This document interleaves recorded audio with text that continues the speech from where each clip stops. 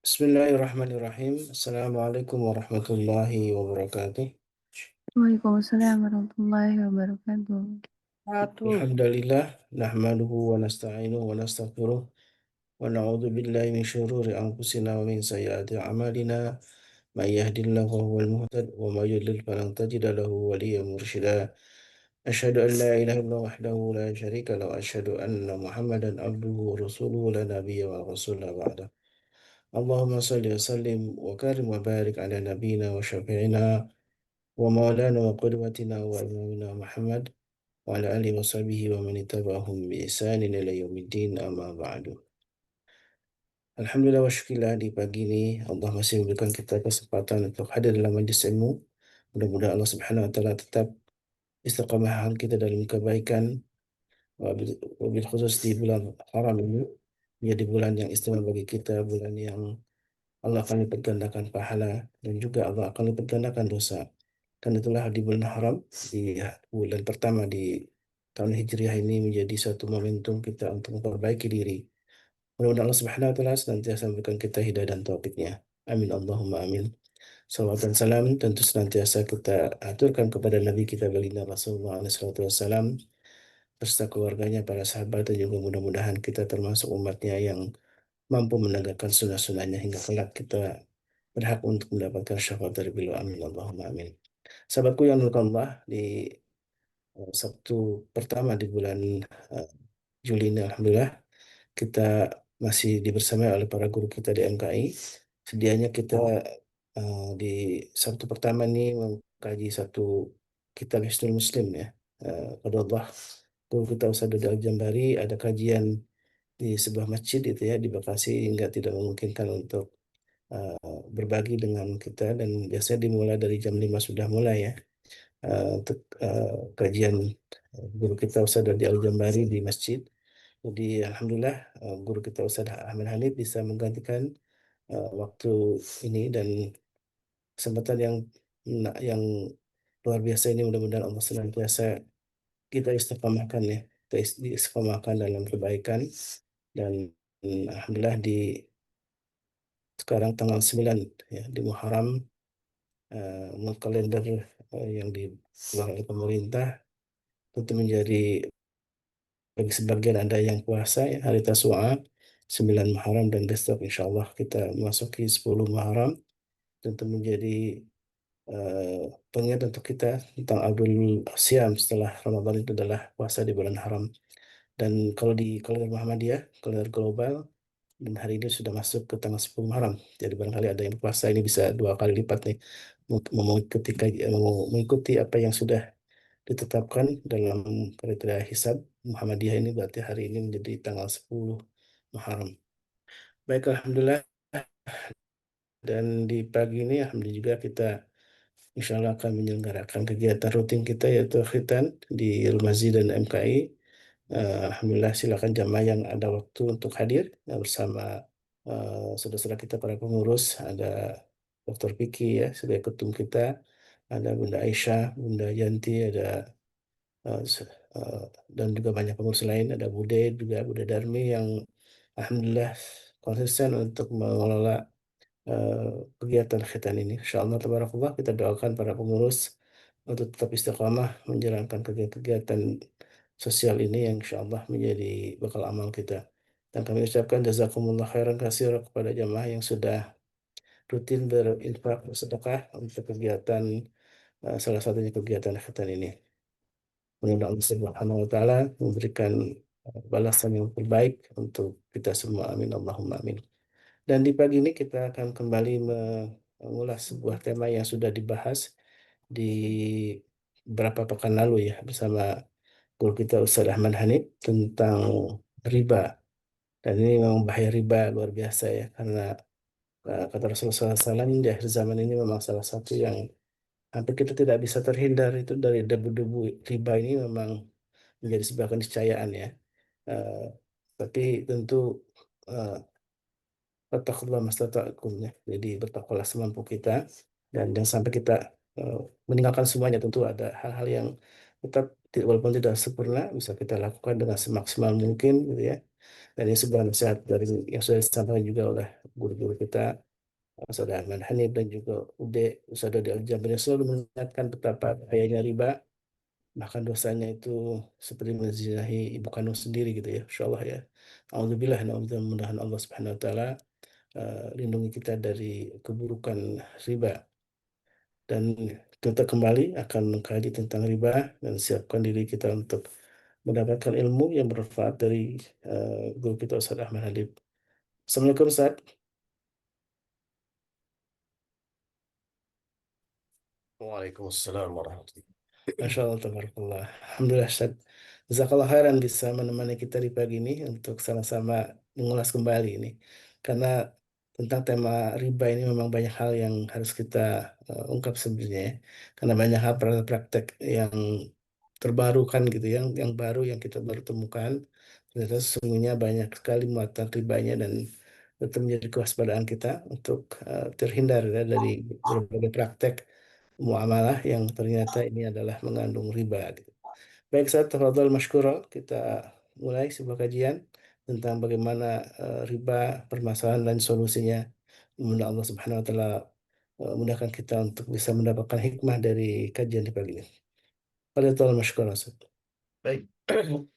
Terima kasih jazakumullah khairan Ustaz Khalis. Bismillahirrahmanirrahim. Assalamualaikum warahmatullahi wabarakatuh. Waalaikumsalam Waalaikumsalam warahmatullahi warahmatullahi wabarakatuh. wabarakatuh. Warahmatullahi wabarakatuh. Innal hamdalillah nahmaduhu wa nasta'inuhu wa nastahdih wa na'udzu bihi min syururi anfusina wa min sayyiati a'malina. May yahdihillahu fala mudilla lahu wa may yudlilhu fala hadiya lahu. Allahumma la sahla illa ma ja'altahu sahla wa anta taj'alul hazna idza syi'ta sahla. Allahumma inna nas'aluka ilman nafi'a wa rizqan halalan tayyiba wa amalan mutaqabbala. Allahumma amin. Amma ba'd. Alhamdulillah, sekali lagi jamaah MKI sekalian yang kami hormati, dan insya Allah kita semua sama-sama dirahmati oleh Allah Subhanahu wa Ta'ala. Alhamdulillah, kembali pada pagi hari ini kita bisa hadir di majelis ilmu. Mudah-mudahan ilmu yang akan kita sama-sama bagi nanti menjadi ilmu yang bermanfaat, menjadi ilmu yang kemudian bisa kita amalkan ya. Apalagi dalam hal tentang perkara riba ini, seperti tadi yang sudah disinggung oleh Ustadz Khalis, di mana sebetulnya ya kita itu dikepung ya secara sistem gitu ya oleh apa oleh oleh suatu ekosistem atau suatu lingkungan bisnis yang mana mendorong kita, memotivasi kita, menggoda kita ya untuk kemudian eh, melakukan praktek-praktek riba seperti nanti akan kita jelaskan. Nah, maka dalam hal ini perlu sekali kita untuk memiliki suatu komitmen yang kuat. Walaupun mungkin kita belum bisa melakukan secara 100% atau langsung berubah 180 derajat misalnya, tapi minimal ada suatu perubahan-perubahan kecil yang bisa kita lakukan. Maka insya Allah dengan perubahan-perubahan kecil itu Allah Subhanahu wa Ta'ala akan memberikan taufik, akan memberikan kekuatan tambahan kepada kita, sehingga kita bisa melakukan perubahan-perubahan yang lebih besar lagi pada diri kita, yaitu perubahan menuju kebaikan ya. Apalagi ini juga masih bertepatan dengan momentum 1 Muharram, yang mana oleh para sahabat Nabi, khususnya Umar bin Khattab dan para sahabat lain yang bermusyawarah pada waktu itu dalam menentukan eh, penanggalan Hijriah ini atau penanggalan Islam ini, beliau berpatokannya pada peristiwa hijrah ya, bukan pada kelahiran Nabi, bukan pada kematian Nabi, dan juga bukan pada peristiwa-peristiwa lainnya, tetapi beliau mendasarkannya pada peristiwa hijrah.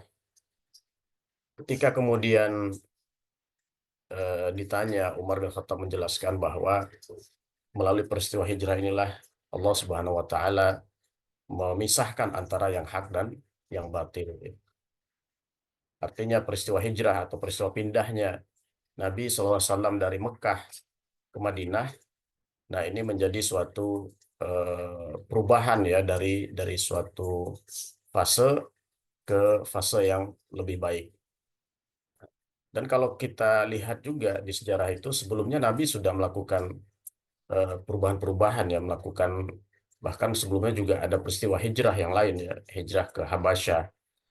Jadi hijrah ke Madinah ini merupakan suatu apa ya, suatu akibat juga sebetulnya dari perubahan-perubahan yang sudah coba dilakukan oleh Nabi.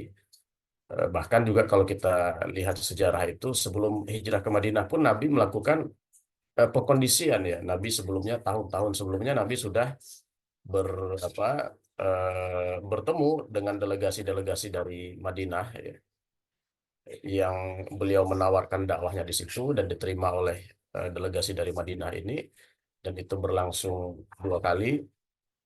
Yang kedua-duanya menghasilkan suatu komitmen.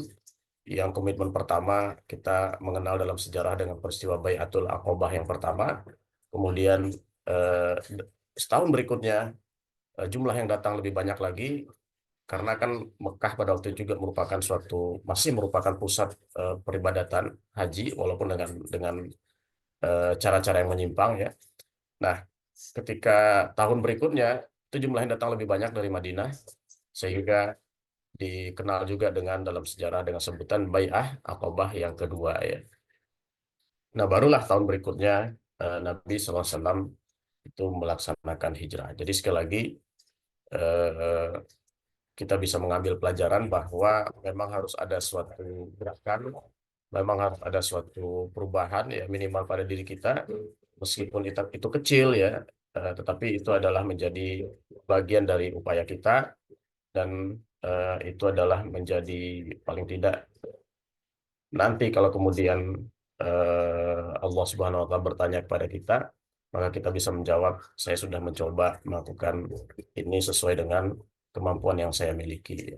Seperti tadi ayat yang dikutip oleh Ustaz Khalis, fattaqullaha mastata'tum. Kita bertakwa kepada Allah Subhanahu wa taala seoptimal ya batas kemudian kemampuan kita. Nah, terkait dengan pembahasan kali ini,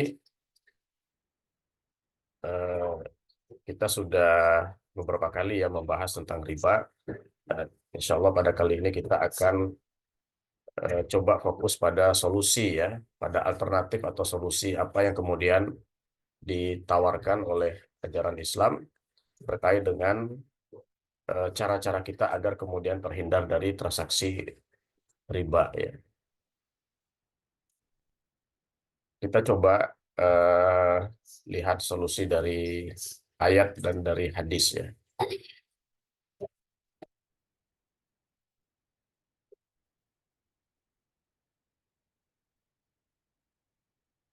Nah, yang pertama ini dari ayat Al-Baqarah 275 ya. Al-Baqarah 275. A'udzu billahi minasyaitonir rajim. Alladzina ya'kuluna riba la yaqumuna illa kama yaqumu alladzi yatakhabbathu asyaitanu minal mas. Orang-orang yang memakan riba tidak dapat berdiri kecuali seperti orang yang berdiri sempoyongan karena kesurupan. Dzalika biannahum qalu innamal bai'u mithlur riba. Demikian itu terjadi karena mereka berkata bahwa jual beli itu sama dengan riba.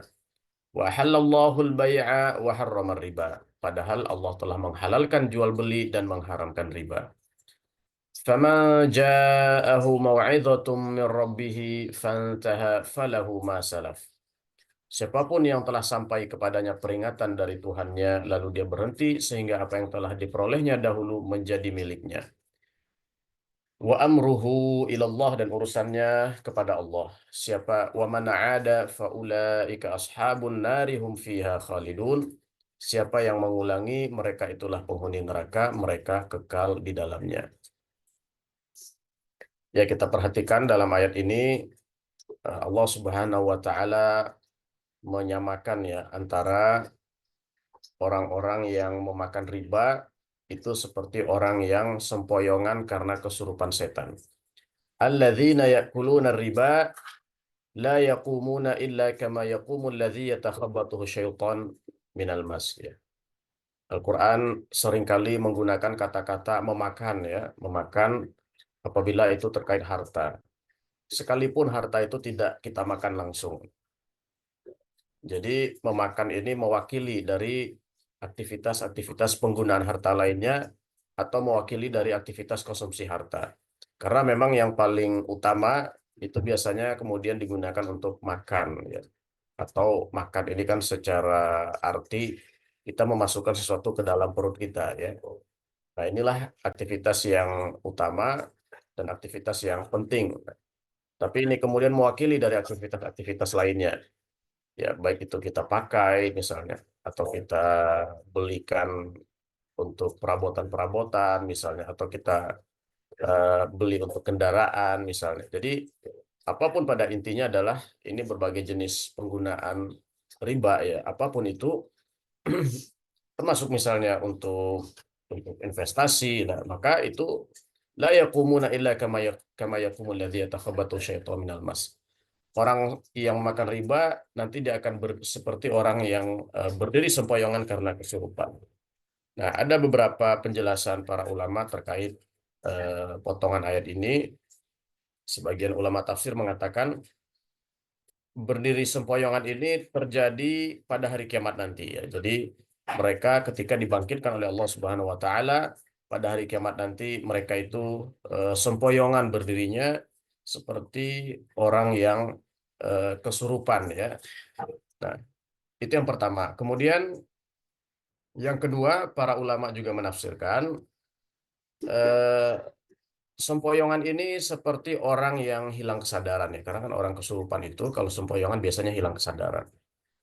Nah, jadi ini merupakan bagian dari penggambaran bagaimana efek riba itu bisa membuat orang kemudian hilang kesadaran ya.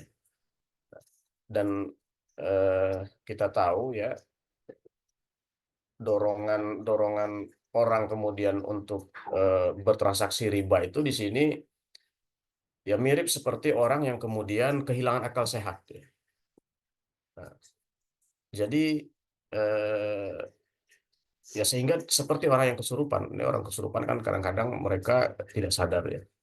Nah, itulah kemudian akibat ya yang bisa ditimbulkan oleh riba pada diri seorang eh, yang kemudian ya menggambarkan bagaimana rasa tidak puasnya terhadap apa yang dia peroleh, rasa tidak puasnya terhadap harta yang dia dia inginkan gitu kan.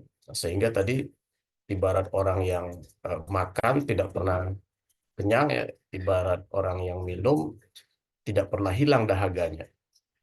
Nah, jadi artinya sifat-sifat tamak yang menguasai dirinya ini kemudian membuat dia seperti orang sempoyongan dan bahkan kemudian kalau dia sudah seperti orang tidak sadar maka dia akan biasanya menabrak aturan-aturan yang lainnya, entah itu aturan manusia ataupun kemudian aturan Allah Subhanahu wa taala ya. Jadi ini merupakan suatu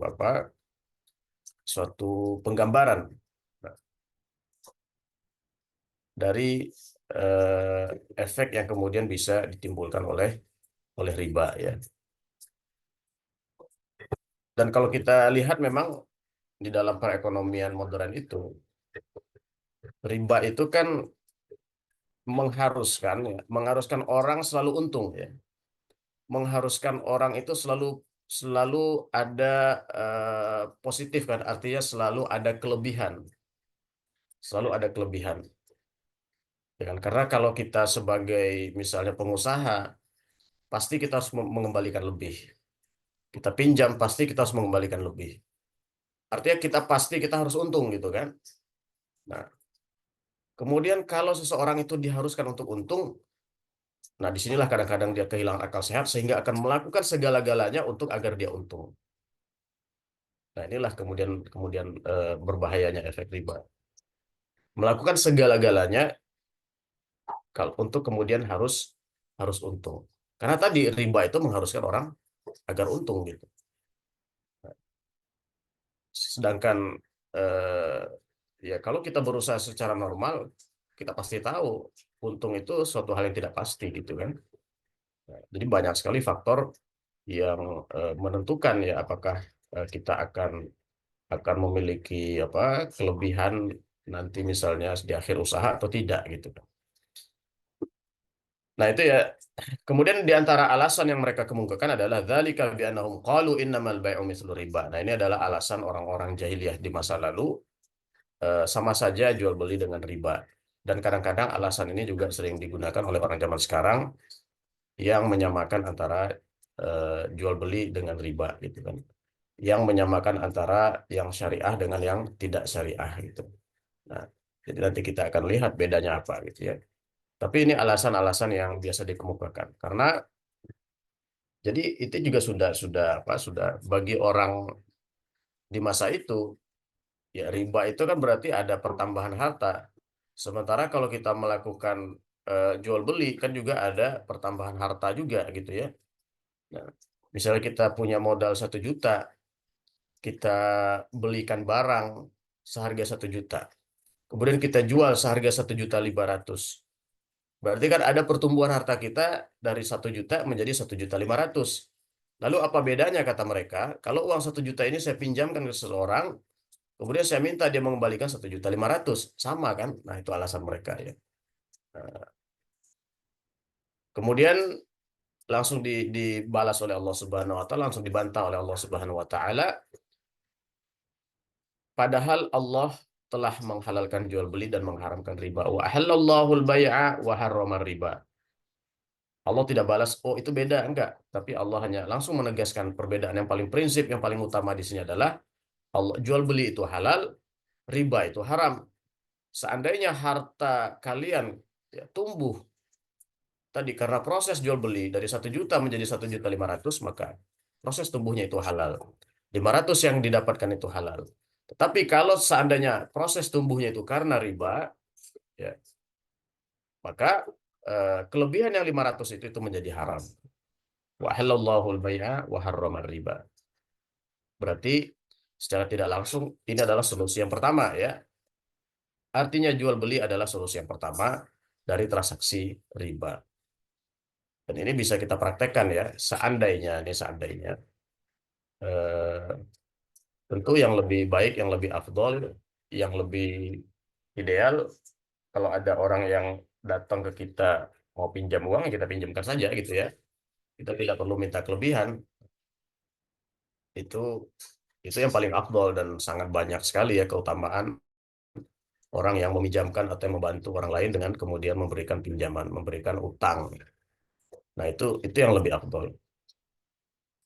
Tapi itu kan hak kita ya, hak kita karena itu harta kita yang akan kita pinjamkan. Wah, saya nggak belum ini nih apa ya masih agak berat kalau saya pinjamkan begitu saja.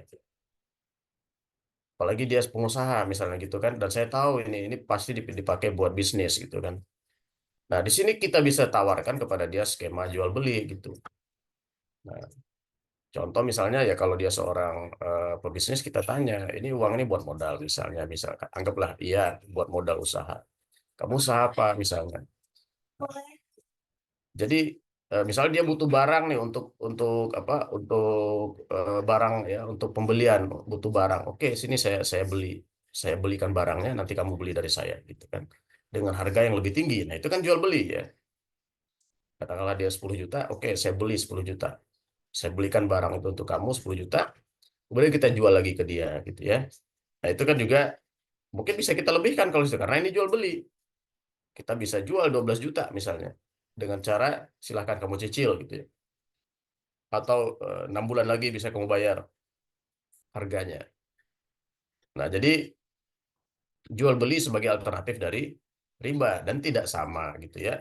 Tidak sama pertambahan harta yang diperoleh melalui proses jual beli dengan pertambahan harta yang didapatkan dari kemudian riba. Nah, jadi itu ya. Termasuk misalnya orang misal katakanlah meminjam Mungkin dia untuk beli barang-barang yang eh, ya misalnya dia butuh beli kebutuhan dia mungkin beli handphone ya atau beli kendaraan misalnya. Ya, kalau memang kita belum siap untuk membantu atau untuk menolong dengan memberikan utang begitu saja dan memberikan pinjaman begitu saja, ya kita tawarkan saja jual beli gitu ya. Oh, saya pengen beli motor harga 10 juta. Oke, sini saya belikan. Tapi nanti saya jual ke kamu 13 juta. Ya, setelah kita beli 10 juta, kita jual ke dia 13 juta dan dia dengan cara mencicil ke kita. Nah, ini kan juga salah satu alternatif ya. Ini jual beli. Dan ini dibolehkan ya, tidak riba. Wa halallahu al-bai'a wa harrama riba. Jadi itu alternatif yang pertama, apa harta pertumbuhan harta yang kita dapatkan melalui proses riba itu bisa kita cari alternatifnya dengan kita melakukan jual beli ya.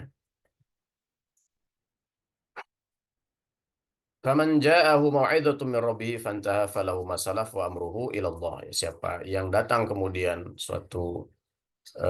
telah sampai peringatan ini dari Tuhannya, kemudian dia berhenti falahu ma salaf, maka yang diperolehnya dulu menjadi miliknya. Ya ini terkait dengan status harta yang sudah yang sudah terlanjur ya riba itu dimakan oleh orang-orang ketika air ini turun sudah terlanjur ya sudah terlanjur maka ya sudah yang sudah terlanjur ya sudah yang sebelum air ini turun ya berarti itu ya silahkan menjadi milik kalian gitu kan. Tetapi siapa yang kemudian dia mengulangi dan urusannya kepada Allah. Nah, ini ingat urusannya kepada Allah. Artinya apa? Ya artinya diserahkan kepada Allah. Maka ini peringatan Allah Subhanahu wa taala kepada dahulu ya orang-orang ini. Tentu sebelum ayat ini turun ya.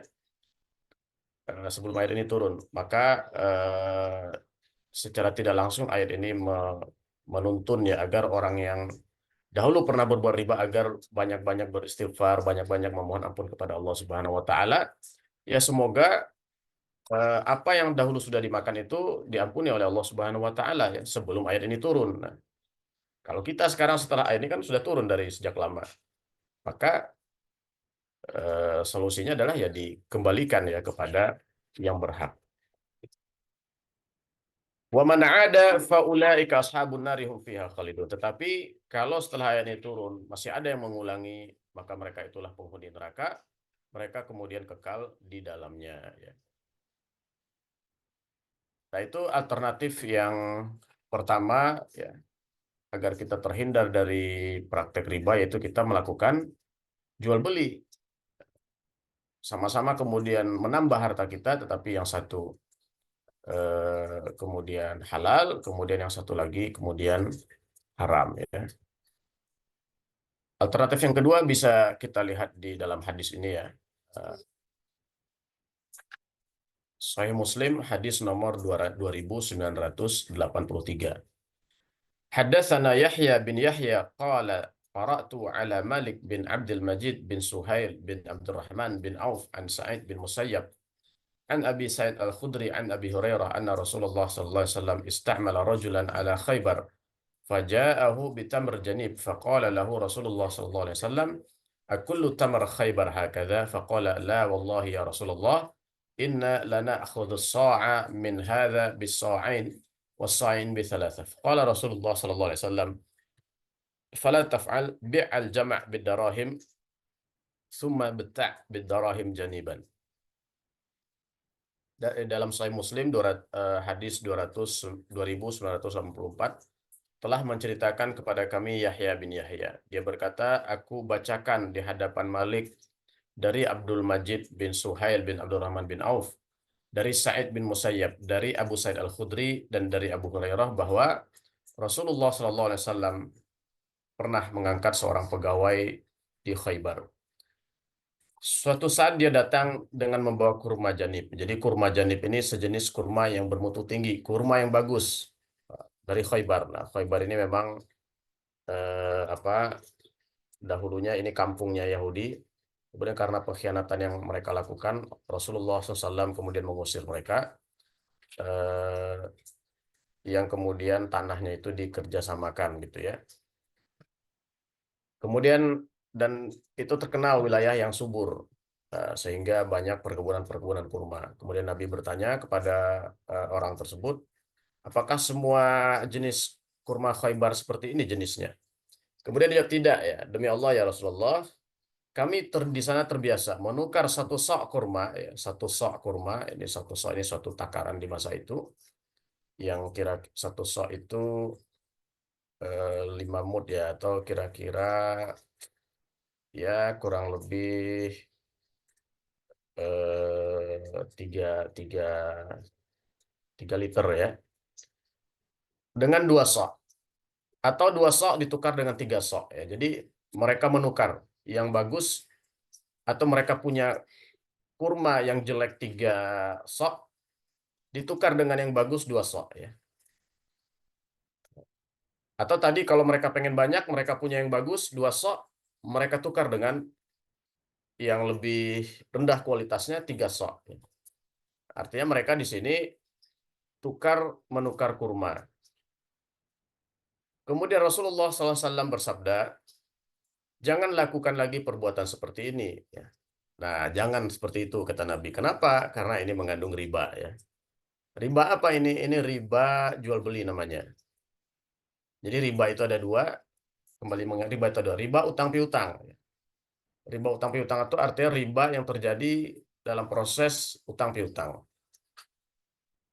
Orang berutang 1 juta, bayar 1.500.000, 500 riba. Nah, ada yang kedua namanya riba jual beli. Ini terjadi dalam proses jual beli.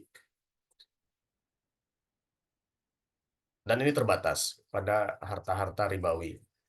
Yang pertama adalah uang, ya, yang dalam hadis diwakili oleh dinar dan dirham atau emas dan perak. Yang kedua adalah makanan.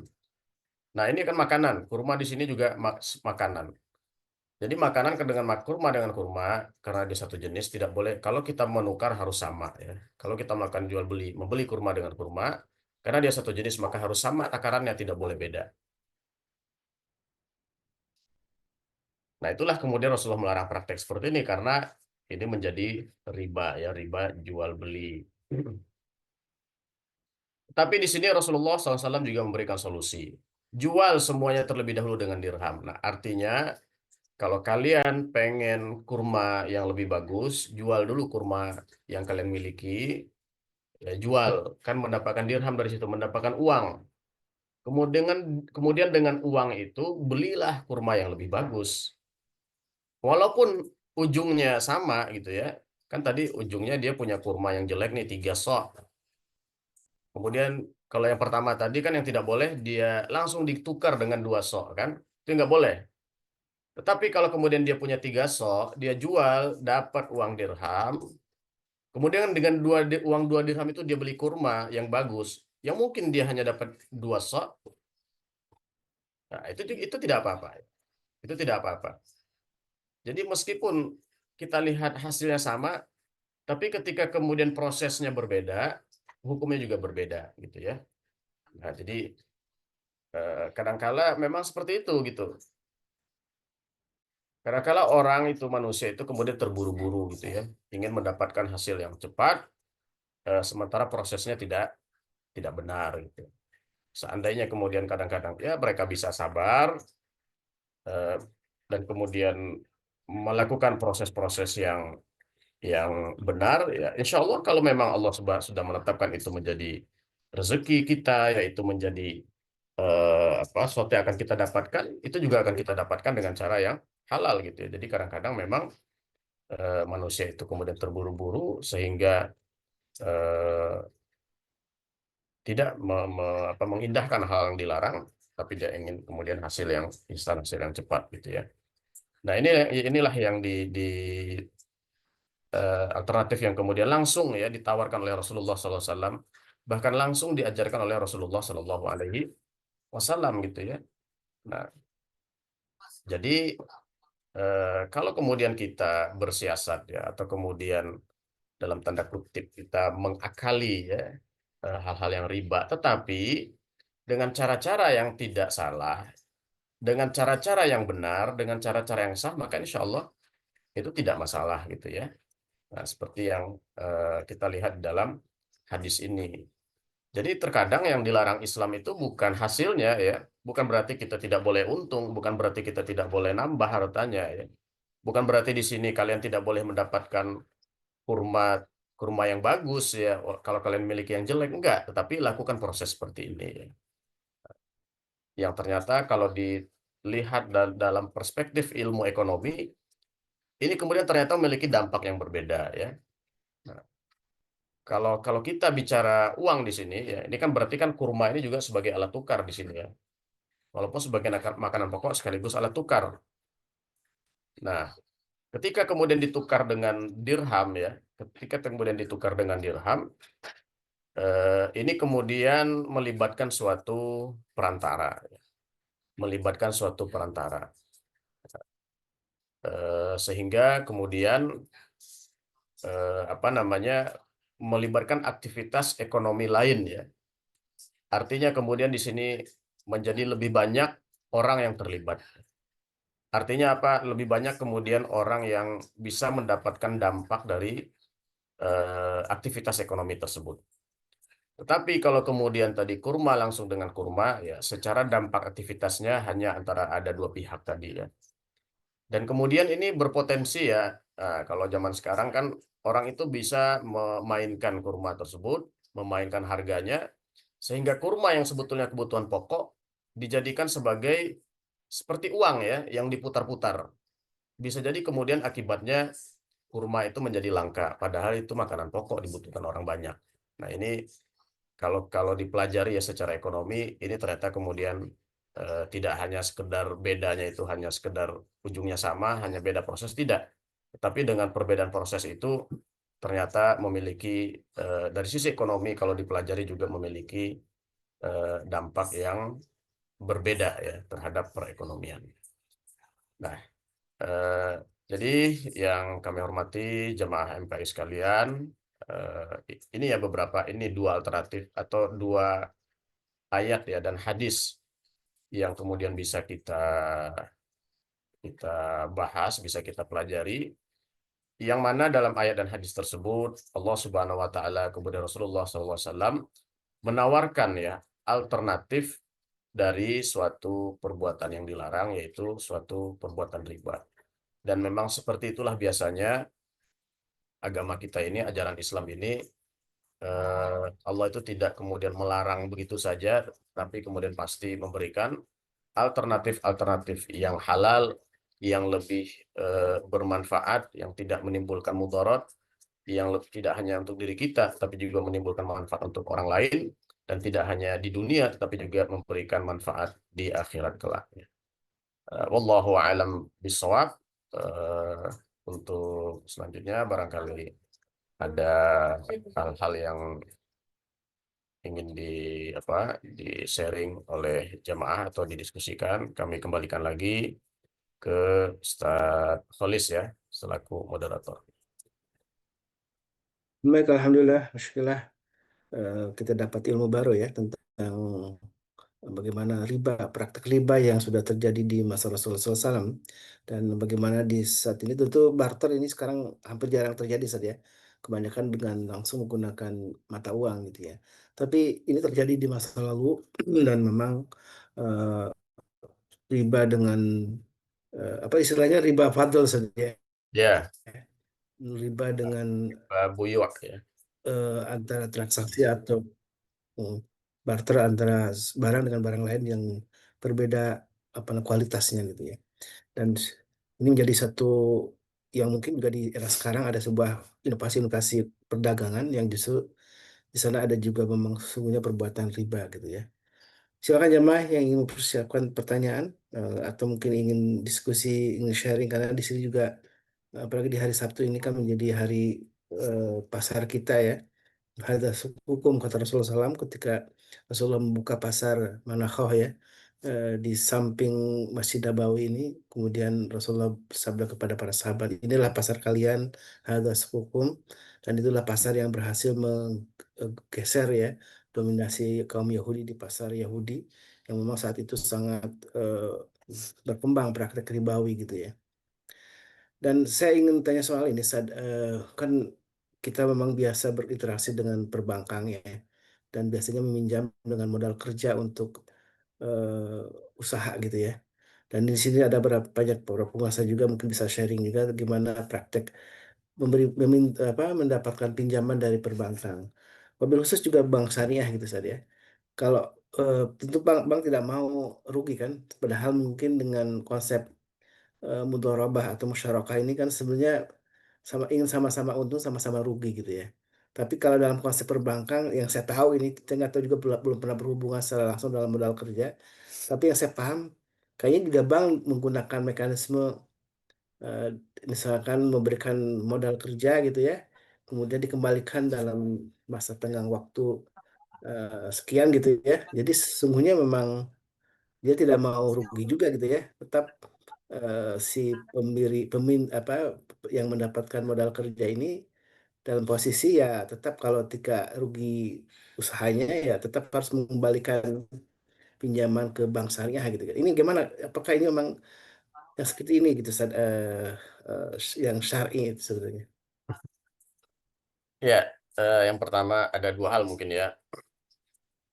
Yang pertama dari sisi transaksinya ya kita lihat.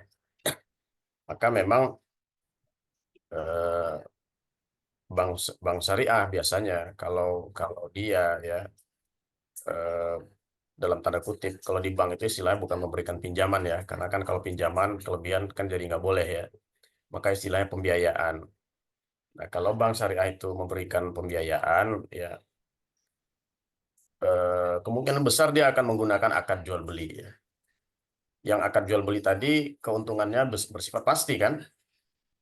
Seperti tadi yang kita contohkan, ada orang datang ke saya, dia butuh modal kerja, ya saya tanya modal kerjanya untuk apa? Ya sebutlah kemudian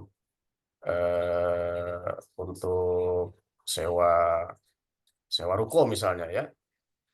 Ya sudah, ruko itu kemudian katakanlah setahun 20 juta. Ya disewakan, jadi pihak bank datang ke pemilik ruko, kemudian menyewa seharga 20 juta. Kemudian disewakan lagi ke kita misalnya seharga 25 juta. Ya. Artinya kan keuntungan 5 juta itu bersifat pasti untuk pihak bank. Nah, dan itu kalau itu kasusnya sewa ya. Kalau barang kan jual beli karena ini jasa sehingga jadinya sewa. Ya, tetapi memang itulah yang biasanya dilakukan oleh bank syariah gitu ya. Karena bagaimanapun mereka adalah lembaga bisnis, yang namanya lembaga bisnis mereka dituntut kemudian untuk agar tadi ya selalu untung gitu ya. Tetapi secara prinsip akad yang seperti itu sah ya karena itu jual beli atau yang kita contohkan tadi itu sewa menyewa gitu ya. Nah, dan itu lebih baik ya daripada kemudian meminjamkan uang kan kan sama saja. Ya tidak beda ya. Daripada meminjamkan oh nih ini 20 juta nanti kamu balikin 25 juta ya. Nah, itu beda. Walaupun kalau oh kan sama-sama aja ujungnya. Iya, yang satu makanya seperti tadi, wa halallahul bai'a wa harrama riba. Allah menghalalkan jual beli dan mengharamkan riba ya. Yang ini halal, yang ini kemudian haram. Memang terlihat sama, tetapi pasti dampaknya nanti akan berbeda gitu ya. Jadi itu satu hal ya terkait dengan kemudian contoh-contoh dari lembaga keuangan syariah atau bank syariah. Kemudian yang kedua terkait tadi, memang ini hal suatu yang tidak kita pungkiri juga ya. Perjalanan bank syariah ataupun lembaga keuangan syariah ataupun keuangan syariah di mana di dunia ini termasuk di Indonesia secara umum ya masih banyak sekali kekurangan ya. Kalau kita apalagi kalau kita bandingkan dengan nilai-nilai Islam yang ideal gitu ya. Nah, ini banyak sekali kekurangan gitu ya. Banyak sekali kekurangan. Tetapi itu tadi kita kembali lagi fattaqullaha mastata'tum ya.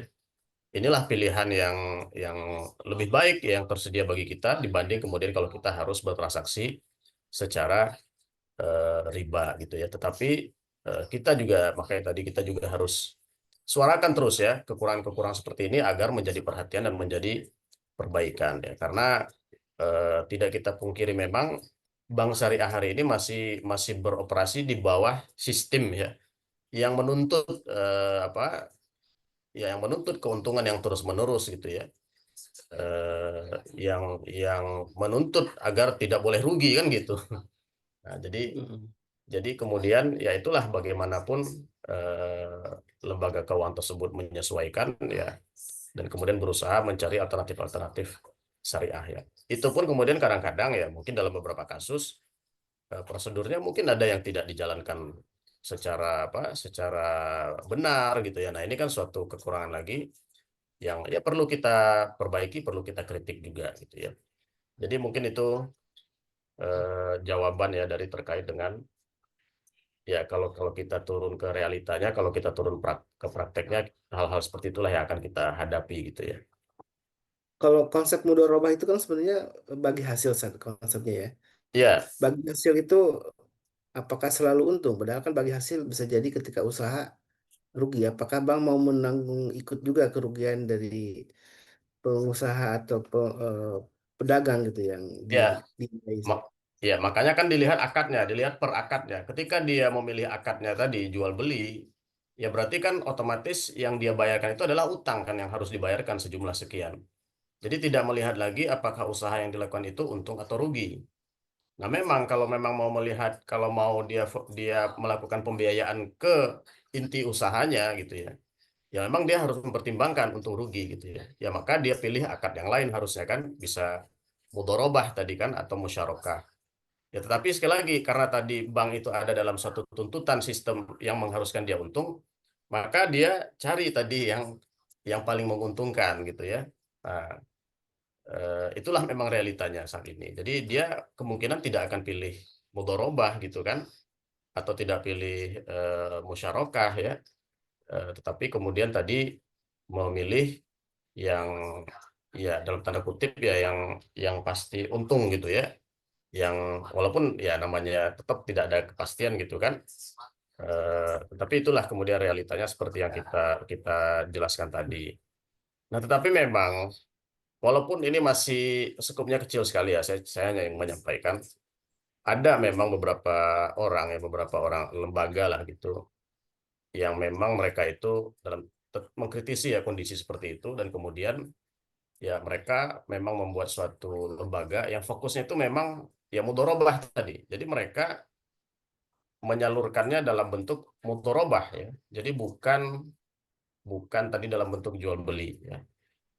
Nah, ini ada beberapa lembaga yang memang seperti itu. Dan dia dia sama sekali tidak apa ya, artinya di situ juga orang-orang yang menaruh uang di situ dia akan edukasi bahwa ya ini ada potensi rugi seperti tadi. Nah, jadi ada alternatif-alternatif seperti itu. Kalau kalau kalau ya istilahnya semua semua uang yang ditaruh di situ maka itu diakadkan mudharabah, dan dia juga ke orang yang punya proyek itu semua akadnya juga mudharabah. Nah, Jadi kita siap mulai. untung rugi misalnya. Siap Hah? untung siap untung siap rugi juga gitu ya. Ya, tetapi tentu yang namanya mereka berusaha profesional gitu ya. Untung itu kan memang walaupun itu suatu hal yang kadang tidak dapat dihindari, tetapi kan suatu yang berusaha untuk dihindari gitu ya. Bukan berarti kemudian siap rugi itu bukan berarti istilahnya asal-asalan tidak profesional, bukan seperti itu juga konsepnya gitu kan. Tetapi justru apa ya, dari hasil diskusi saya juga dengan beberapa teman gitu ya, justru dengan seperti itu kadang-kadang dia lebih misalnya dia mudorobah fokusnya di bidang tekstil misalnya, justru dia biasanya akan lebih memahami bisnis tekstil itu, dia akan lebih mempelajari ya. Nah, sehingga semakin memperkecil tadi apa Betul, kemungkinan betul. rugi itu gitu ya. Hmm. Nah, jadi artinya juga akan lebih bisnisnya akan lebih fokus biasanya per sektor gitu. Kalau bank kan sekarang dia besar dan dia kemana-mana gitu kan. Nah, sehingga dia tidak mempelajari, tidak terlalu fokus mempelajari per unit-unit bisnis tersebut. Baik, silakan jamaah yang ingin bertanya nih para pedagang di sini ada para pengusaha nih ada Bunda Nadia, Oh Nuna owner ya. Ada juga siapa lagi nih Bu? Pak Agus ada nih. Pak Agus mungkin juga ada yang lain silakan. Ada Bu Fauzana. Oh, Fauzana gitu ya. Ada siapa lagi ini pada Bu Ninik nih Bu Ninik nih yang eh, eh, banyak pengusaha travel gitu ya. Tentu Ada Bu banyak sekali Retno. hal-hal yang ingin ditanyakan nih. Silakan Bunda Aisyah nih. Ini pengusaha juga nih beliau nih. Silakan Bunda. Siap. Bismillahirrahmanirrahim. Assalamualaikum warahmatullahi wabarakatuh. Waalaikumsalam warahmatullahi. Waalaikumsalam. Izin Kak, gini mengenai investasi. Investasi yang seperti apa yang bisa dikatakan riba?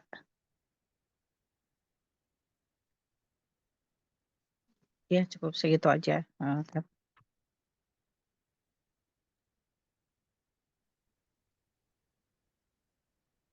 Baik, langsung Silakan, ini Feb. ya, tertulis.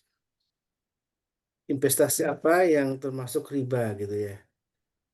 Ya, dalam beberapa kesempatan sebelumnya kita sudah pernah sampaikan bahwa riba itu ada dua ya. Riba yang terjadi karena utang piutang dan riba yang terjadi karena jual beli. Riba karena utang piutang itu ya akad awalnya itu adalah utang piutang. Apa itu utang piutang? Ya, ketika kita memberikan barang ya, memberikan harta. Harta di sini berarti bisa uang, bisa juga yang non uang tetapi sifatnya harta ya. Kemudian dikembalikan kepada kita gantinya dengan nilai yang sama. Jadi yang dikembalikan kepada kita itu bukan barang yang sama, tetapi barang yang berbeda tetapi dengan nilai yang sama. 1 juta yang kita pinjamkan ketika kembali kepada kita itu berbeda dengan 1 juta yang kita berikan ya.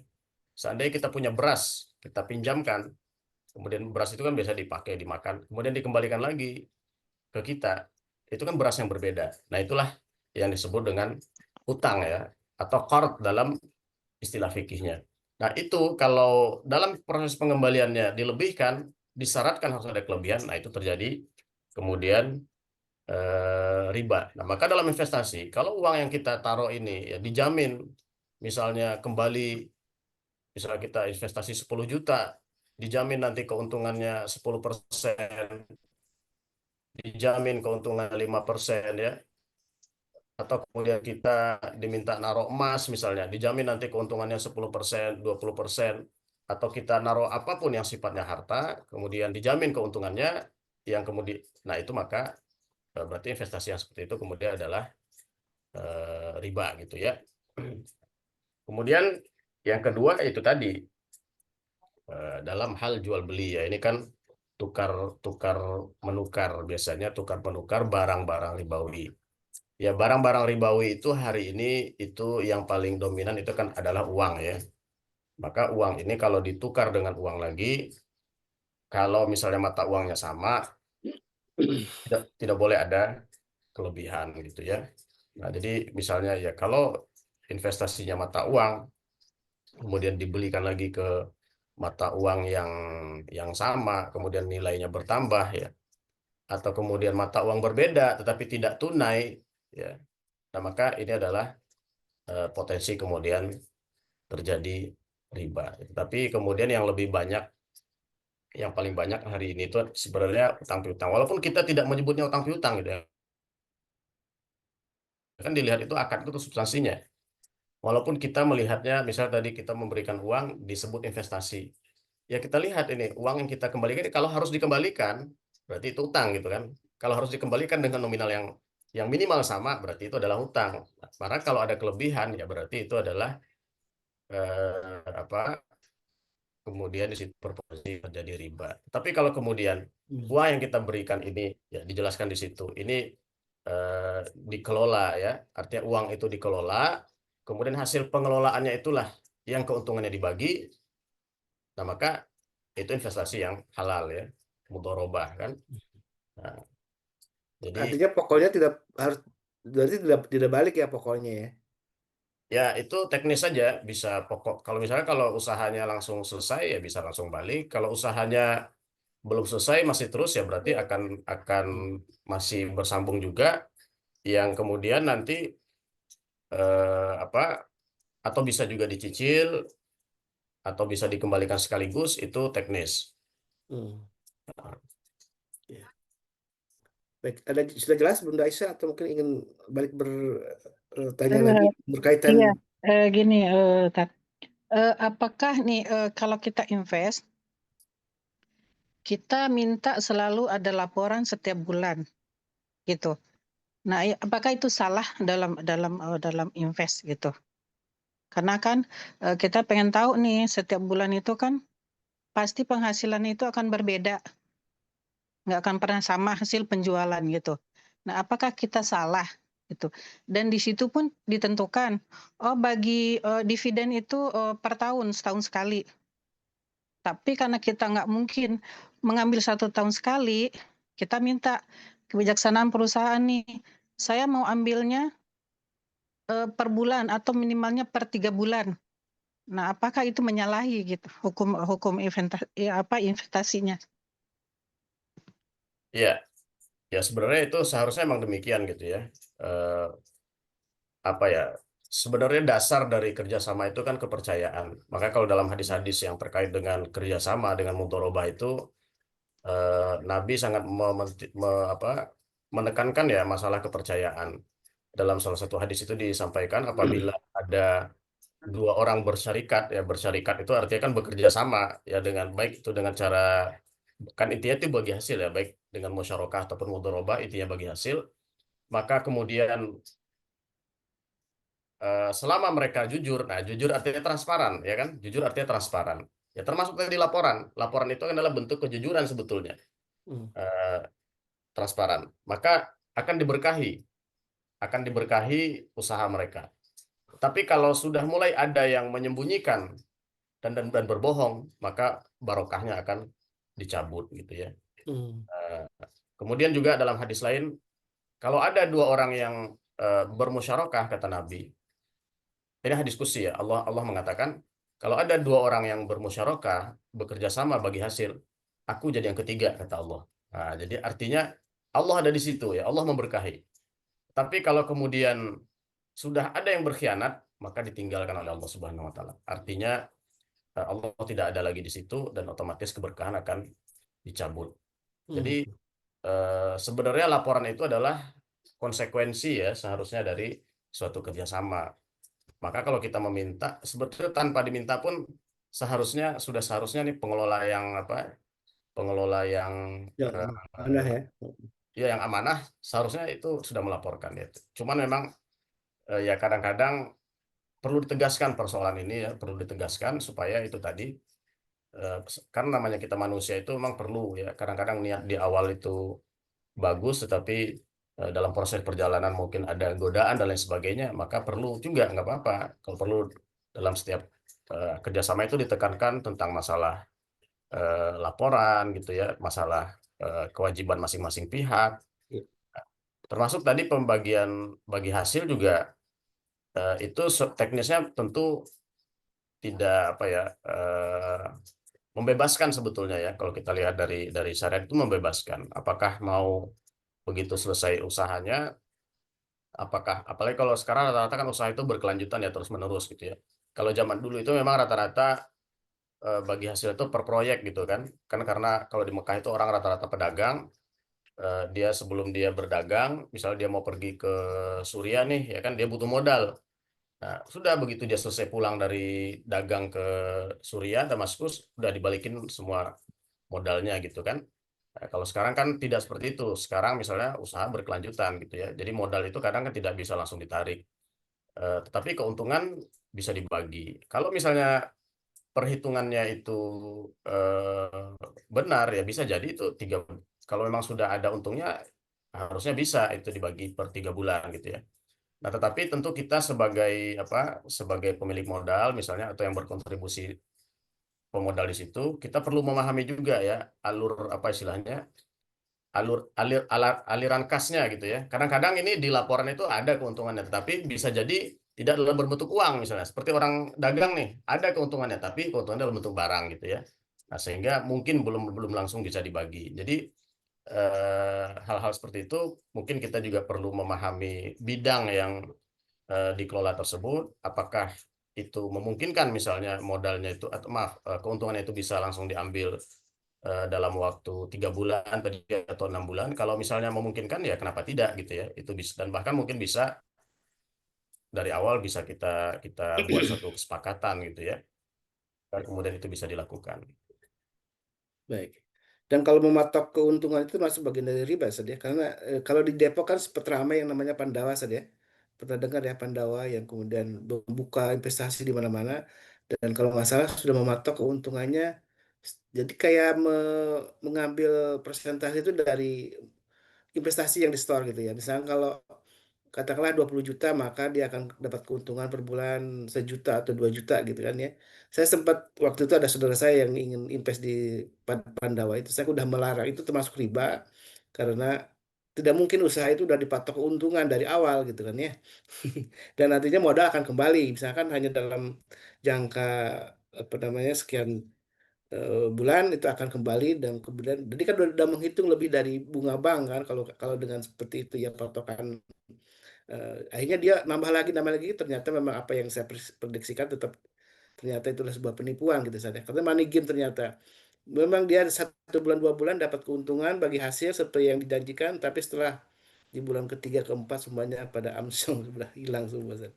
Ini salah satu fenomena yang terjadi juga di masyarakat kita beberapa banyak sekali iming-iming investasi dengan janji-janji gitu saja dan Iya, itu termasuk bagian dari riba ya ketika ditetapkan dari awal sekian dapat keuntungan itu kan tidak secara bisnis tidak memungkinkan gitu ya.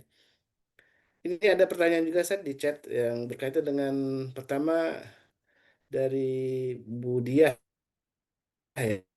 ya, Bu Diah Agustina. Kalau Assalamualaikum Ustaz, kalau kita menjual barang misalnya kalau beli satu harganya 800, kalau beli dua harganya sebuah trik bisnis, trik menjual itu tidak bagian dari riba ya kalau kayak gitu. Ustaz. iya, ya, insya Allah itu nggak apa-apa ya. Ya itu boleh ya. Nah, Kalau Pak ya Bu dia ya. Iya. ya itu boleh. Kan Nah ini tidak ada ada. pertanyaan juga dari Mas Nandar dan juga Bunda Nadia ini sama sekali nih soal investasi pasar saham nih, Ustaz. Apakah pasar saham ini eh, kan sebenarnya ada pasar saham dengan investasi dengan saham syariah, Ustaz ya. Ini bisa ada penjelasan mungkin tentang pasar saham ini. Ya, secara sederhana saham itu kan artinya kita memiliki modal di situ ya. Mirip seperti kita investasi atau kita tadi mudharabah kan. Jadi Mm-mm. pertama secara basicnya dulu boleh akadnya kan kita memiliki modal di satu perusahaan boleh. Tetapi syaratnya berarti perusahaannya harus perusahaan yang tidak bertentangan dengan syariah ya. Ya perusahaan yang saya kasih contoh yang bertentangan aja ya. Jadi berarti kan supaya lebih gampang nanti. Berarti kan yang tidak seperti itu berarti tidak bertentangan. Ya misalnya kalau perusahaan miras ya atau perusahaan eh, lembaga keuangan konvensional misalnya atau perusahaan eh, yang bergerak ya di bidang tadi ya yang memang eh, konsumsi-konsumsi yang haram ya maka berarti kan itu memang karena perusahaannya tidak sesuai syariah ya itulah yang menyebabkan kemudian kita tidak boleh berinvestasi di situ bukan karena sahamnya ya tapi karena perusahaannya. Kemudian yang kedua nanti juga ada teknisnya ya. Nah, di teknisnya inilah yang sebetulnya mungkin kalau kita awam itu kita banyak yang kurang paham gitu ya, apalagi dengan mekanisme sekarang melalui pasar modal karena itu ada namanya kita itu dipinjamkan apa diberikan pinjaman ya oleh oleh broker yang itu kemudian kita bisa membeli banyak saham ketika harganya naik itu bisa kita jual lagi dan kemudian kita bayar utang kepada broker tentu utang itu menggunakan bunga ya. Nah, ini teknis-teknis seperti inilah yang kemudian kalau itu bisa dihindari artinya kita tetap teknisnya itu tidak haram ya maka insya Allah itu juga tidak ada masalah gitu ya. Itu diperbolehkan. Jadi ada dua hal ya. Pertama tadi perusahaannya sendiri, kemudian cara kita berinvestasi saham di perusahaan tersebut. Eh, tapi kalau mau lebih aman ya memang di sudah ada pasar modal itu juga ada yang syariahnya gitu ya. Kita tinggal cari saham-saham yang terindeks syariah ya. Jadi sudah dikelompokkan dalam suatu suatu jenis apa satu kelompok yang mereka juga biasanya kemudian sudah di apa sudah memenuhi persyaratan eh, dari DSN MUI sehingga mereka ya istilahnya mereka berhak ya menyandang label saham syariah. Nah, itulah yang kemudian ya kalau kita mau aman Tapi kalau untuk perusahaan lain, walaupun bisa jadi ini mirip seperti sertifikasi halal gitu ya. Kalaupun artinya ada yang belum sertifikasi halal, tapi kalau kita kita bisa mendapatkan informasi tentang produknya, bahannya, nah itu insya Allah juga nggak masalah. Sama seperti saham tadi, kalau walaupun mungkin saham itu belum terindeks syariah, tetapi kita bisa mempelajarinya, mempelajari apa bisnisnya ya, kemudian kita mengetahui bisnisnya dan kita bisa melakukan proses jual belinya itu menghindari tadi ya pinjaman yang berbunga dan lain sebagainya, maka insya Allah itu juga masih bisa ya kita kita lakukan gitu. Ya, alhamdulillah. Bunda Nadia kayaknya ingin memberikan komentar atau pertanyaan baru. Ya, Silakan. Assalamualaikum warahmatullahi wabarakatuh. Waalaikumsalam warahmatullahi wabarakatuh. Waalaikumsalam Maaf warahmatullahi agak serak sebelumnya. Ustadz, misalnya nih kita jual properti, terus si calon buyer ini mau mengajukan kredit ke bank konvensional dan kita membiarkannya. Apakah kita terbawa ribanya? Sementara kita kan hanya penjual gitu, Ustadz. Terima kasih. Assalamualaikum. Ya, wabarakatuh. pada prinsipnya memang itu istilahnya gampangnya itu masalah dia gitu ya. Itu masalah dia. Kalau kita mau eh, ngambil seperti itu juga nggak masalah sebetulnya. Tetapi memang kalau kita ingin yang lebih baik ya, yang lebih ideal gitu kan, eh, ya kita mengarahkan gitu ya. Atau bahkan kalau kita mau komitmen yang lebih berat lagi ya, kita berkomitmen agar konsumen-konsumen itu artinya kita hanya akan melayani misalnya konsumen-konsumen yang mengajukannya ke bank syariah gitu ya. Nah, itu lebih lebih berat memang, tapi insya Allah lebih baik, lebih aman gitu ya. Tapi tadi, kalaupun misalnya ya kita belum sanggup pada tingkat yang seperti itu, eh, di satu sisi mungkin kita masih butuh tadi ya, ya itu insya Allah tidak apa ya. Artinya kan itu transaksi yang berbeda dengan kita gitu kan. Kita transaksinya berbeda. Itu transaksi dia dengan pihak bank. Ketika dia sudah dapat uang itu, ya itu kan dia transaksi dengan kita, kemudian uangnya dibayar ke kita kan gitu ya. Atau uangnya dibayar ke pemilik rumah, kemudian kita mendapatkan fee-nya gitu ya. Nah, ini sekedar sharing saja. Kalau mungkin itu beda ya antara individu dengan grup ya. Saya itu punya teman di sini ya. Dia itu marketing juga properti syariah dan saya sempat ngobrol dan alhamdulillah ya luar biasa. Dia itu berkomitmen eh, mengarahkan atau istilahnya hanya melayani konsumen yang mau melakukan pembiayaan dengan bank syariah gitu. Jadi kalau konsumennya ini melakukan pembiayaan bank konvensional ya dia tidak terima, maksudnya dia arahkan ke marketing yang lain gitu. Tapi grupnya dia ini grup marketingnya dia ini hanya menerima konsumen yang mau melakukan pembiayaan dengan bank syariah. Nah, saya rasa itu juga hal yang komitmen yang cukup ini ya, yang cukup luar biasa gitu. Ustadz, satu lagi pertanyaan. Ya, Ya, Kalau berkaitan Iya, yang sama. iya.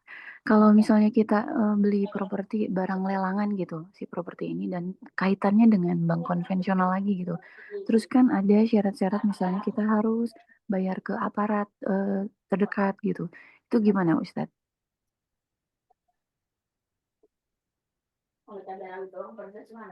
ini berarti bayar ini bukan beda ya. Bayarnya untuk melicinkan nih, saya memuluskan gitu ya. Iya, untuk melancarkan biasanya kalau misalnya barang lelang itu si pemilik rumah itu kayak dia tidak rela padahal dia sudah lewat batas waktu pinjaman gitu.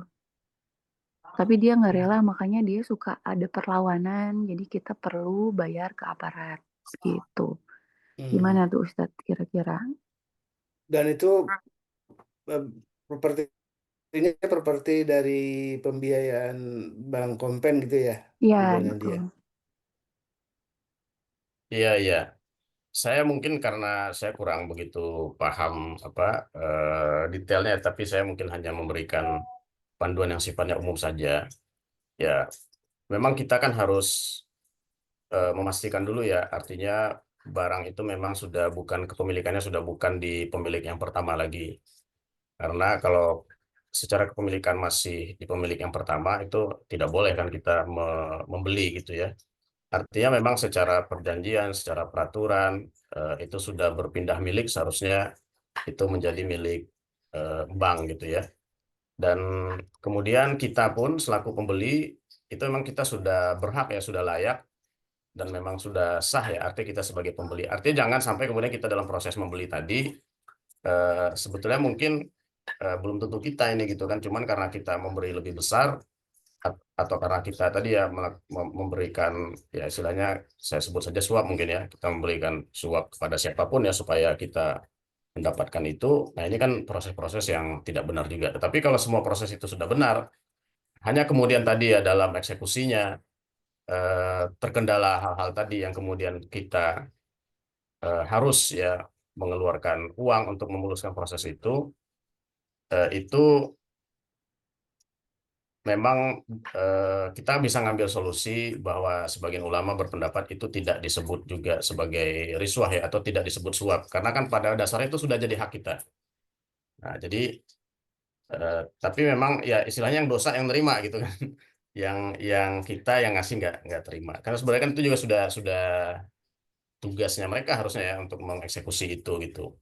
Nah, tetapi kalau memang dalam proses itu dibutuhkan biaya, meskipun biaya itu sebenarnya tidak resmi gitu ya, ya sebagian ulama tadi yang memberikan keringanan karena pertama itu hak kita, maka ya istilahnya dalam tanda kutip ya dosanya ada di mereka yang nerima, bukan di kita yang ngasih gitu ya.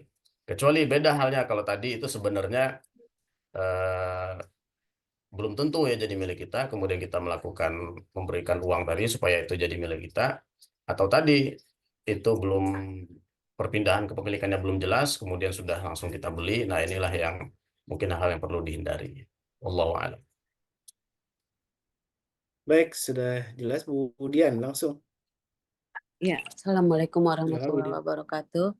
Waalaikumsalam Hmm, warahmatullahi Ustaz, saya mau Waalaikumsalam. tanya mengenai pekerjaan. Teman saya itu bekerja sebagai pialang saham. Kalau jadi dia nerima klien-klien dari luar negeri yang beli saham-saham BUMN di Indonesia gitu. Terus tapi kan dia nggak bisa memilih-milih mana yang saham syariah, mana yang konvensional. Jadi ya tergantung kliennya, kalau dia mau beli saham konvensional ya dia harus melayani. Apakah pekerjaannya itu eh, apa? Maksudnya umpama dia nerima gaji, gajinya itu ada unsur haramnya atau enggak itu gitu, gitu Ustaz pertanyaannya. Ya, berarti ini masih masih bercampur ya antara usahanya, dalam usahanya itu ya bisa dia mengarahkan, bisa dia harus membeli yang syariah, bisa juga yang Iya, yang yang ya tidak gitu ya. syariah. Heeh. Ya, wallahu alam ya. Memang ini bukan kasusnya tadi di teman ya, artinya kita ya mudah-mudahan sih dia diberikan kemudahan gitu ya, kemudian diberikan juga petunjuk ya, sehingga bisa mencari solusi ya, dari tetap kemudian dia apa ya menghindari tadi hal-hal yang saham-saham yang sifatnya konvensional gitu, sehingga bisa lebih lebih aman ya. Tapi seandainya memang ya dia sudah punya keinginan kemudian untuk berubah ya, untuk kemudian hijrah, untuk kemudian mencoba lebih baik, tetapi itu hanya statusnya kedaruratan ya sementara sampai kemudian dia menemukan solusi, ya maka itu masih masih ya itu sifatnya tadi ya darurat dan sementara ya, mudah-mudahan segera mendapatkan solusi eh, dengan cara-cara yang lebih sesuai dengan syariah gitu ya. Ya. Allah. Tapi kan saham yang tidak syariah belum tentu melanggar syariah kan Ustaz ya. Oh iya, betul Jadi betul ya. itu menjadi sebuah catatan tadi yang seperti disampaikan oleh Ustaz Betul Hamid. ya, betul. Jadi kalau dia pialang saham, sahamnya yang bukan terindeks syariah. Tapi Ya, belum tentu memang saham tadi yang dia masalahnya kan dia nggak bisa milih gitu ya, karena yang milih Iya, kan betul. konsumennya gitu, yang nentuin yang mau dibeli yang mana itu konsumennya. ya, misalkan kalau konsumennya pengennya sahamnya berbintang atau sahamnya punya Iya, perusahaan yang setelah syariat melanggar, baru dia ada satu seharusnya ketekad untuk menolak saja. Ya, saya kurang paham ya di industri apa pasar modal itu untuk pialang itu apakah ada yang mengkhususkan misalnya di syariah atau enggak, saya kurang paham gitu kan. Tetapi kalau sahamnya tadi kan memang sudah ada yang indeksnya gitu. Tapi untuk pialangnya wallahu alam ya saya kurang kurang paham. Tapi kalau kalau memang ada ya mungkin dia bisa alternatif pindah ke sana gitu ya. Hmm, Iya, Baik ya. Jelas ya Bu Dian ya. iya, Mudah-mudahan dimudahkan ya alternatif atau solusinya dengan cara tadi menjadi sebuah pialang yang syariah, artinya memang hanya mengelola saham-saham syariah saja, dan itu tentu lebih baik ya. Atau setidaknya walaupun mungkin mengelola saham yang bukan syariah, yang tidak terindeks syariah, tapi tidak ada indikasi Ya, bahwa perusahaan itu melanggar syariat. Misalkan bukan perusahaan berbintang, bukan perusahaan miras atau perusahaan-perusahaan yang jelas hubungannya dengan ini kehalalan keharamnya jelas itu ya. Bu Nirwana ya, ini karena sudah hampir jam 7, pertanyaan terakhir ya, mohon maaf ya. Silakan Bu Nirwana. Bunda silakan. Eh, itunya masih di mute Bunda Nirwana. Assalamualaikum warahmatullahi wabarakatuh. Waalaikumsalam warahmatullahi Waalaikumsalam warahmatullahi wabarakatuh. Yang saya mau tanya Ustadz ya, ini tentang eh, gadai. Kan gini Ustadz ya, orang tua saya itu memang usahanya dari zaman dulu tuh gadai, jadi orang gadai sawah gitu umpamanya kan. Nah, terus ada tersisa ini, orang tua itu sudah meninggal, ada tersisa 4 orang. Dia menggadai dari tahun 2000. Gadai itu banyak Ustadz, pakai emas. Ada yang 100 emas, ada yang 90 emas. Terus setelah saya mendengar pengajian ini, jadi saya masuk. Akhirnya saya pikir kan sawah itu kan digadai ke kita, kita garap, nanti hasilnya kita dapat. Terus saya aduh bahaya kan. Terus saya hitung dari tahun 2000 sampai 2025 gitu, hasilnya berapa. Jadi saya kan nggak tahu berapa yang sebenarnya realnya, nggak tahu. Jadi kita ambil rata-rata. Jadi setahun panen itu dapatnya sekian gitu kan. Nah, terus kita kalikan setahun 2 kali panen. Jadi kalau 25 tahun berarti 50 kali panen. Kita ambil rata-rata. Jadi saya potongkan utang orang itu. Bahwa dia 100 emas. Itu 100 emas itu berarti 250 gram kan. Nah, terus sekarang saya ambil rata-rata penghasilan dari sawahnya itu, saya perkirakan dapat emasnya umpamanya 40 emas, bahwa 100 gram. Jadi saya potong. Saya utangnya itu, sawahnya saya kembalikan, utangnya yang 100 gram itu saya potong. Berarti kan saya sudah, dalam hati saya membersihkan, jadi kita nggak mengambil ribanya. Terus kira-kira bagaimana itu nanti ininya, hukumnya untuk orang tua saya yang sudah meninggal. Itu Ustadz yang ingin saya sampaikan, yang saya ingin saya tanyakan. Ya, ya, Masya Allah ya ini pertama saya sangat apa ini mungkin bisa jadi inspirasi dari Ibu Nirwana ya, inspirasi untuk kita semua bagaimana bisa komitmen ya, bisa kemudian komitmen untuk kemudian lebih baik lagi dan Masya Allah ya mudah-mudahan Ibu Nirwana dan juga mungkin kita semua ya diberikan keberkahan ya dalam setiap langkah kita kemudian memperbaiki pencaharian kita, memperbaiki apa yang kita makan gitu ya. Dan itu sudah betul ya apa yang dilakukan oleh Ibu Nirwana. Subhanallah ya, ini mudah-mudahan jadi inspirasi untuk kita semua. Dan kemudian tadi terkait dengan eh, orang tua ya tentu masing-masing kita ini kan bertanggung jawab sebetulnya atas diri kita sendiri gitu ya. Nah, tentu orang tua kita ya juga akan bertanggung jawab ya terhadap apa yang sudah dilakukannya. Tapi tentu kita sebagai anak yang bisa kemudian kita lakukan, apalagi untuk orang tua kita yang sudah wafat, ya kita berdoa ya mohon kemudian diampunkan gitu ya kesalahan kemudian kesalahannya gitu ya. Kemudian kalau memang ada ya urusan-urusan harta ataupun utang piutang yang mungkin masih terkait gitu ya. Walaupun sebenarnya saya tekankan lagi ini sebetulnya kewajibannya tadi adalah dari orang tua itu ya, bukan bukan kewajiban kita, tetapi memang kalau kita sebagai anak misalnya ingin berkomitmen untuk berbakti ya, bisa bisa berbakti lebih kepada orang tua, yaitu kita bisa bantu juga kemudian menyelesaikan kalau ada urusan-urusan keuangan tadi ya. Kemudian ya kita juga bisa mungkin ya supaya agar orang tua kita di bertambah banyak pahalanya, satunya dengan adalah kita bersedekah ya, kemudian dengan diniatkan agar pahalanya kemudian sampai kepada orang tua kita. Mungkin itu hal-hal yang bisa kita lakukan ya untuk orang tua kita yang sudah wafat itu. Wallahu a'lam bishawab. Oke, baik. Saya sedikit bertanya, Bu Nirwana, itu pinjamannya itu dalam bentuk emas gitu ya, dari ketika digadaikan itu? Dari dulu usahanya begitu, jadi orang pinjam emas, terus pegang sawahnya gitu. Oke. Dosanya bagaimana ya, dia kan udah meninggal, bagaimana itu Ustadz ya? Apakah bisa dengan kita melunasinya itu dosanya berkurang ya Ustadz? Gimana Bu? Kan dia udah meninggal, dosanya itu apa dengan kita melunaskan, menyelesaikan urusannya itu dosanya bisa berkurang nggak Ustadz? Insya Allah. Ya, kalau misalnya tadi kan kalau kita anggap itu sebagai hak orang lain ya yang harus kita bayarkan, ya insya Allah itu akan mengurangi gitu kan. Karena salah satu nanti di akhirat itu kita akan dituntut kan memang orang yang akan menuntut kita gitu ya atas hak dia yang pernah kita ambil.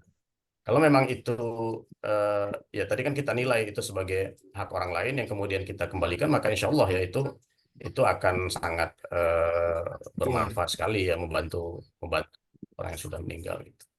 Nah, tadi juga mungkin tadi saya agak sedikit, mungkin saya ingin bertanya sedikit. Berarti tadi yang hasilnya itu semua langsung dikurangkan ke hutang orang itu Bu ya? Kita ambil rata-rata gitu kan dia 25 tahun. 25 tahun tuh kita kan nggak tahu panen gagal apa enggak tahu. Jadi kita ambil rata-rata. Ya. Kita ambil rata-rata kali 50 kali panen gitu. Terus kita potong habis utangnya itu. Jadi utangnya 250 gram, sisa tinggal bayar 150 gram, yang 100 gram habis kita potong. Berarti ibaratnya nih semua hasil panennya seakan-akan dikasih ke orang itu gitu ya? Ya. Itu namanya gadai itu ada tenggat waktu nggak itu, Bu Nirwana? Misalkan ketika hutang belum dibayar sampai sekian itu menjadi miliknya yang memberikan apa namanya? Itu bagaimana teknis gadai itu ya? Apakah memang harus ada tenggat waktu, Ustaz? Kalau gadai sawah di kampung saya itu dia kapan ditebus baru selesai utangnya. Nah dia kalau nggak nebus-nebus sampai dia baru kumpul itu. Jadi kita potong. Ini mungkin saya memberikan ini aja ya, memberikan pandangan. Bisa seperti itu, yaitu tentu lebih baik ya dipotong langsung semua. Tapi juga sebetulnya juga bisa kita jadikan itu sebagai bagi hasil gitu ya. Karena kan kita yang menggarap gitu Bu ya. Karena kita yang menggarap sebenarnya bagi hasil, kita pun berhak mendapatkan hasilnya gitu kan. Nah, jadi ya, tinggal nanti ya kalau kita bingung bagi hasilnya berapa ya kita ambil yang standar aja, misalnya setengah-setengah gitu kan, atau 50-50%. Tapi kemarin itu saya udah selesaikan aja, ada 2 orang, masih ada. Iya, ya, Masya Allah, kalau itu tentu lebih baik berarti. Masih terus 2 orang lagi, aduh saya bilang kamu usaha deh, nanti saya ini saya habis potong semua. Tapi ya kalau solusi dijual gadai itu masih dibolehkan nggak secara serius?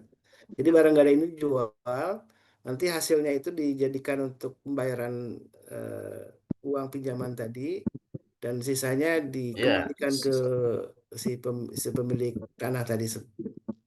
Masih dibolehkan secara syariat? Ya, seharusnya gadai seharusnya gadai itu kan memang sebetulnya tujuannya memang untuk itu gitu ya. Karena untuk menjamin agar utang itu bisa dilunasi, salah satu adalah melalui gadai, yang kalau tidak dapat dilunasi pada jatuh temponya itu kemudian bisa dibayar dari barang gadaiannya itu. Iya, artinya dijual ya, bisa.